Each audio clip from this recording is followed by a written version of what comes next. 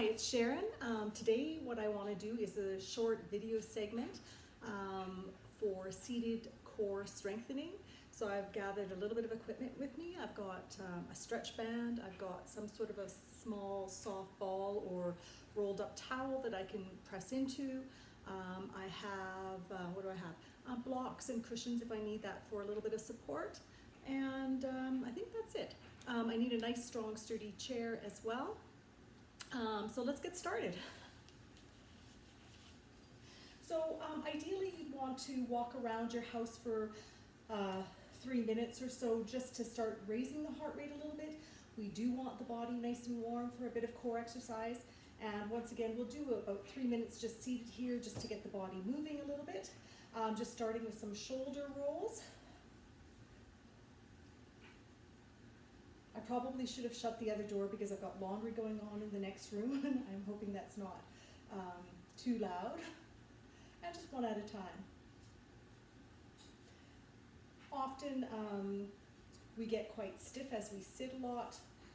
We also find that, little circles here, we also find that our stabilization, our postural muscles get quite tired when we do a lot of sitting. So people who are in wheelchairs or perhaps just not as active do find that the core suffers, the back gets tight, the glutes get weak, that kind of thing. So some of these exercises we're doing today are designed to combat that.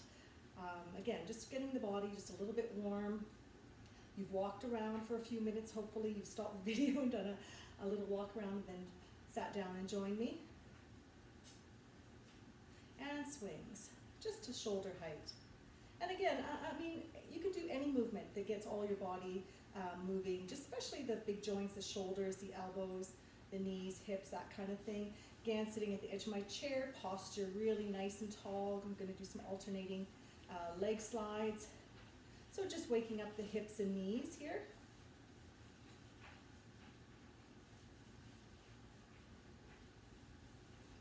All right, I'm just going to do circles. Circles. Again, don't have my shoes on. I really should have my shoes on for exercise, but I'm seated, so I've got socks on. Good, and I'm going to circle the other way. This is nice for loosening up that femur in its socket. We'll do the other leg, circle. I don't remember if I was circling in or out, but it doesn't matter. You can do a little bit of both.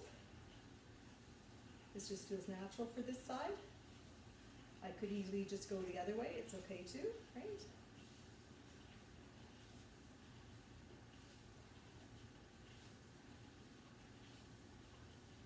And just in case I did not do this leg, in and out, I think I did anyways. The whole point being is it doesn't matter if things are absolutely equal. The point is that both legs are starting to feel that they're nice and warm. Taking it to a bit of a march. Here I am going to have to make sure that I'm keeping those shoulders over my hips, tummy nice and tight. Also, that I'm sitting on a chair that allows me to lift the knees to the crease height.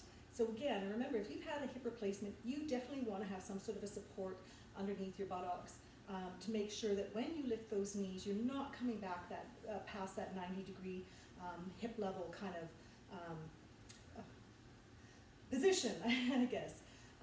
Your surgeon probably would have mentioned that to you already, but I just like to give that as a reminder. All right, I'm just going to add some arms with the legs, keeping the body. There we go. So that's taken us to a couple of minutes anyways. All right, let's just focus a little bit on posture now. So when I'm talking nice and tall, I want the body really aligned. I'm just going to go sideways here for a second. Notice I try to sit on the edge of the chair, feet underneath the knees, nice tall through the spine. Sitting like this or with a support is not going to help us activate the muscles we want. We really want to engage the core, pull the belly button in just ever so slightly. Think about nice deep breath in and exhale, pull the tummy in gently. And breathe in, exhale, engage the core. All right. All right, that's good. We're going to start with a little bit more of a core waker-upper with the inner thigh ball squeeze. You can still see my feet. Yeah, it looks good. So once again, aligning myself nice and tall, ball between the knees, and feet and knees parallel to each other. I'm going to squeeze the ball gently and pull in the tummy just a little bit as I do that. Exhaling, inhale to release. Exhale, squeeze the ball, pull the tummy in ever so gently. It's just a very gentle type of contraction. And then a release. Pull in. You can also think of pulling up on that pelvic floor. And gentle release. So again, this is firing up our hip adductors or inner thigh. And we don't want to find ourselves in a position where we start holding our breath. Especially if we have any sort of heart condition or high blood pressure. Breath holding is not a good thing, and it doesn't help us with the exercise. So we like to just always breathe through the motion. Usually on the exertion we exhale, but if you find that too difficult to focus on, don't worry about it. You'll find it over time, it becomes a little more natural. Good. So we'll do 2 more of those. You're going to feel that definitely in that inner thigh area. Last one. Now, just to support me, and again, if I need that block or something under my hips, you know, phone book used to be the ideal thing. I don't have those anymore, but a couple of textbooks. As long as you feel secure that you're not going to fall over or anything. Now I'm going to continue to put a little bit of pressure on that ball, and I'm going to hang onto the chair if I need that support. Otherwise, I can keep my arms in I Dream of Jeannie style, right? I'm just going to march, nice and slow. So I'm even pressure throughout the motion. Notice I'm still keeping my feet underneath my knees. What I'm going to start to feel here is a little bit of my obliques engage, and of course my deep core muscles are kicking in as I'm stabilizing myself. This is harder than it looks, for sure.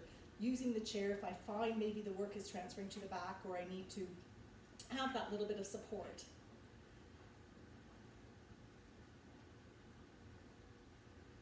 And if you don't have a ball, oftentimes like a nice fluffy towel, folded and then rolled is a nice support. It won't give you as much movement, but you're definitely going to have something you can press into.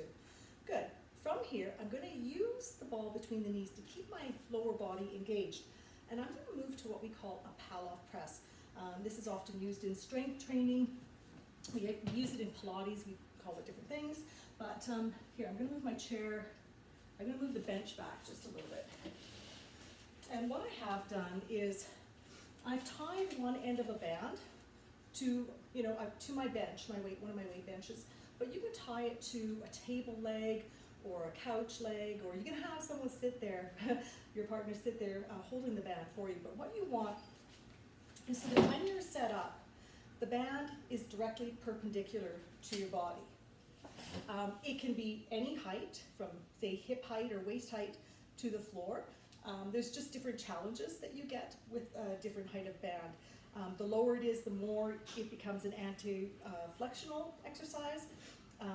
In any case, it's always an anti-rotational. So the band, when we hold the band here with some tension on it at the center of our chest, our body naturally wants to rotate or bend towards it. So what we're doing here for our core is we're holding ourselves so we don't rotate and so we don't flex.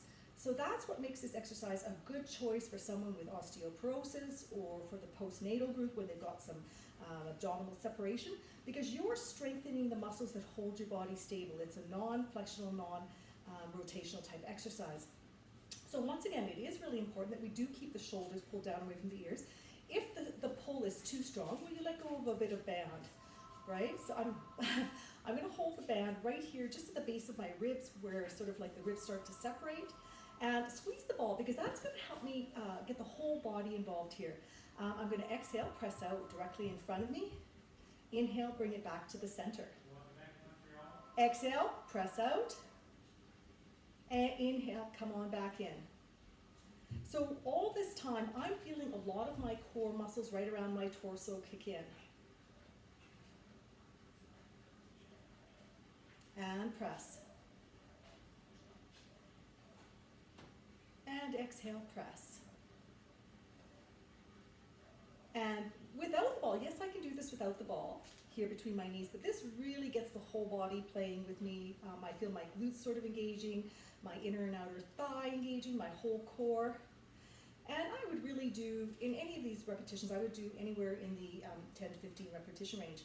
Now, I'm obviously going to have to turn around and work the other direction. So my back's going to be to you because I don't have an assistant here with me today. I'm just going to turn the chair around, complete the set facing the other direction. So I apologize for that. You're just going to have to look at the back of me for a second. So once again, ball between the legs, band perpendicular to my body, held at the center of the chest, and I'm just going to press out for about 10 repetitions.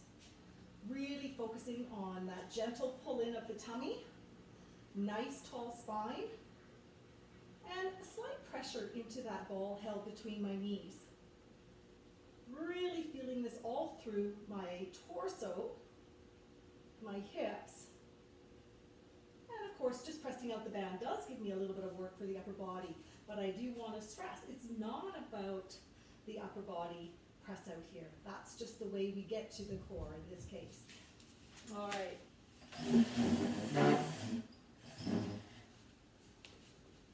Okay. So the next one we're going to focus on, I hope you like that one because that was a good one. The next thing we're going to look at is a way to activate our glutes. So oftentimes a lot of sitting and a lot of what we do in life gets our hamstrings quite tight and the glutes quite weak, which generally leads to tight lower back. So what I want to focus on here is getting the glutes fired up, even if it's just a little bit. I happen to have a sit disc that I can use, right? But again, having a cushion, a nice cushion that will yield a bit if you press into it, or even like a little piece of foam, something like that, or even a small ball that's not going to get away on you. Again, you want to start here, knee not higher than that crease height, and foot right under the knee.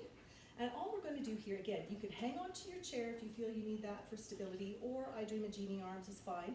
All I'm going to do is I'm going to just lift the foot off the disc or the towel, and then I'm going to put some pressure. I'm going to press on it like I'm stepping onto something, but I'm a little bit tentative. I don't want to make it a stomp. I want to make it nice and gentle.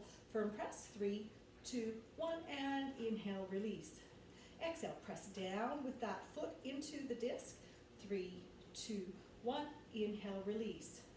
So I'm just going to keep working on this, pressing in and releasing, and again, making sure that I'm not like I'm not like the Hulk. I'm not trying to get that kind of a motion going. Just a gentle press in. What I want to be able to feel though is the muscles in the back of my butt right here. You're going to feel a little bit of hamstring for sure, but again, make sure you're feeling the cheeks. All right, and so we might do this 10 times. Really effective exercise, especially for those of you that have trouble doing squats or lunges. This one is a nice way to get that fired up and draw our attention to what it feels like to have our glutes activate and to get them like awake.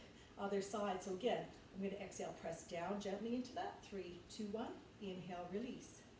Exhale, press down foot into the disc, 3, 2, 1, inhale, release. I'm going to keep doing this. I'm going to do this about 8 more times. I'm doing about 10 or so per leg. And at the same time, I'm focused here, again, nice tall spine. And again, gentle pull in of the tummy. I shouldn't be feeling any work here in that lower back. If I am, maybe I need to adjust myself, make sure I'm not pressing too hard into the disc, or maybe the disc or whatever I'm pressing into is too high. Because again, work has got to be right into the area here, back of the thigh and the glute. Not the lower back, nowhere else, right? And that's really the part of exercise that I'm always most concerned with. Am I feeling the exercise where I'm supposed to be feeling it, right? Now let's just do 2 more. Press and release. And last one. Press and release. Awesome job. So there we have a little bit of exercise. Nice thing that we can do for ourselves when we do a lot of sitting is bring the body into a bit of back extension. I am going to turn my chair sideways for this and get rid of my little block. What I'd like is a nice soft ball. I'm going to put that right about mid-back. So not necessarily at the waist, maybe a little bit higher. And I'm going to push myself back on the chair. I think this chair is a really high chair. I'm going to put my feet on the block. So I'm seated, still here nice and tall, back supporting sort of just below bra line, but just above waist, right? And all I'm going to do is I'm going to lean back over that ball, letting my arms just relax, and then come back. I want to inhale to do this. I want to feel some lengthening. Being very mindful too that the goal is not to pull the head way back, but just to let the neck relax. If I find I can't do that without feeling too much strain on the neck, I can always support the head a little bit, right? Inhale, lengthen, lifting and opening through the front of the chest. Exhale, come back. Now, whereas with osteoporosis or any abdominal separation, flexion is not recommended, resisting in a flexed or rotational position. Back extension, gentle back extension is considered safe. So you just want to go with a nice gentle range of motion.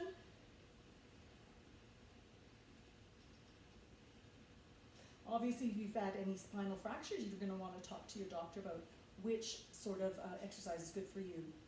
And they may say yes or no to you, but that's their call. But generally, it's accepted practice to extend in Pilates training and personal training. So hope you enjoyed that and you feel a little bit better today with that workout. If you have any questions, please put them on the where you see this posted. Also, I'm going to provide a list or a set of other links, the links I've recently done so that you find them all in one spot. So there is a seated arm exercise, there's a stretching sequence, and there's a full body exercise sequence. So hopefully those help you get through each week. And please let me know if you'd like to see more of any type of exercise. And I'm going to just keep posting whatever I think might be interesting to you. Have a great week.